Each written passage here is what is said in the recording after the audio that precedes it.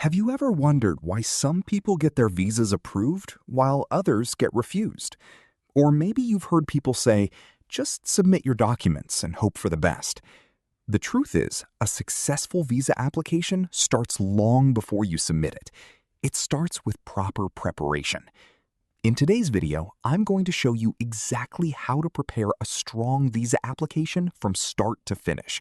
Whether you're applying for a student visa, a tourist visa, a work visa, or a business visa, the principles you're about to learn apply to almost every visa application around the world. By the end of this video, you'll know how to prepare your documents, avoid common mistakes, and give yourself the best possible chance of success. Welcome to Travel Affairs with JOBA. Let's begin. Step 1. The first step is understanding why you're traveling. This might sound obvious, but it's where many people make their first mistake. Before thinking about documents, before paying visa fees, before filling out application forms, ask yourself one simple question. Why am I traveling? Are you going to study? Are you going to work? Are you visiting family? Are you attending a conference? Are you going on holiday? Or are you traveling for medical treatment? Every reason has its own visa category, and every visa category has different requirements. Applying for the wrong visa can easily lead to a refusal. For example, if you're traveling to attend university, don't apply for a tourist visa simply because you think it's easier. If you're traveling for business, don't claim you're going on vacation. Always choose the visa that honestly matches your purpose. Step 2. Now it's time to research the visa requirements. One of the biggest mistakes applicants make is relying on information from social media, friends, or random WhatsApp groups. Visa requirements change regularly. The only information you should fully trust is the information provided by the country's official immigration website or authorized visa application center. Take time to read everything carefully. Find out exactly what documents are required. Check the visa fee. Know how long processing usually takes. See whether biometrics are required. Find out if you need a medical examination or a police clearance certificate. Many visa refusals happen for one simple reason. The application was incomplete. Don't assume. Use the official checklist. Treat it like an exam. Step 3. Build a strong travel profile. A visa officer isn't only checking your documents. They're asking themselves one important question. Does this application make sense? Everything should support the same story. Your job, your education, your travel history, your finances, your reason for traveling, your sponsor, if you have one. Nothing should contradict something else. Imagine someone earning $500 every month, but suddenly showing $50,000 in their bank account just a few days before applying. That raises questions. Your application should tell one clear, honest, and believable story. Step 4. Now let's prepare your documents. This isn't about submitting as many documents as possible. It's about submitting the right documents. Every document should be clear, easy to read, current, and authentic. If translations are required, use certified translations where necessary.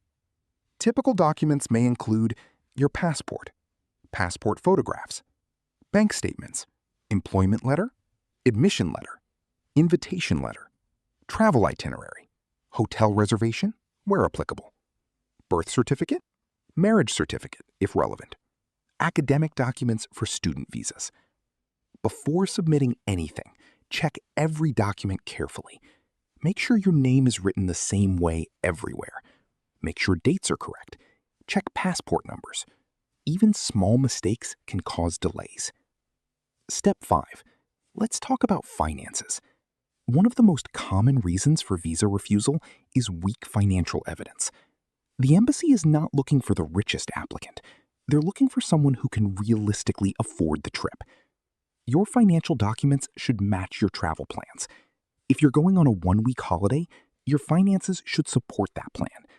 If you're studying abroad, there should be clear evidence showing how your tuition and living expenses will be covered. If someone is sponsoring your trip, provide the required sponsorship documents and make sure your sponsor can genuinely support your application. Step 6. Always complete your application honestly. Never provide false information. Embassies verify documents. They verify employment. They verify travel history. And sometimes they even verify financial information. If you've been refused before, declare it. If you've traveled before, mention it. If you've changed jobs, state it correctly. A single false statement can affect not only your current application, but future applications as well. Honesty builds credibility. Step 7. Before you submit, review everything one final time. Ask yourself, have I completed every form? Have I uploaded every required document? Have I signed where necessary? Did I pay the correct visa fee? Is every document readable? Are all the dates correct? Do all my documents tell the same story? Taking just a few extra minutes to review your application can save you months of frustration. Once you've submitted your application, be patient. Visa processing times are different for every country. Avoid submitting multiple applications with conflicting information. If the embassy requests additional documents, respond as quickly as possible. And remember, a longer processing time doesn't automatically mean your visa will be approved or refused. Simply wait for the official decision. Preparing a visa application isn't about finding shortcuts. It's about being organized, being honest, and presenting a clear and consistent case. Remember this, the embassy has never met you. Your documents introduce you. Make sure they introduce you well. If you found this video helpful, please give it a like. Subscribe to Travel Affairs with JOBA for practical travel and visa advice every week. Click the link in the description to join our WhatsApp community and get updates about more travel-related opportunities. And if there's another visa topic you'd like me to cover, leave it in the comments below. Thank you for watching, and I'll see you in the next video.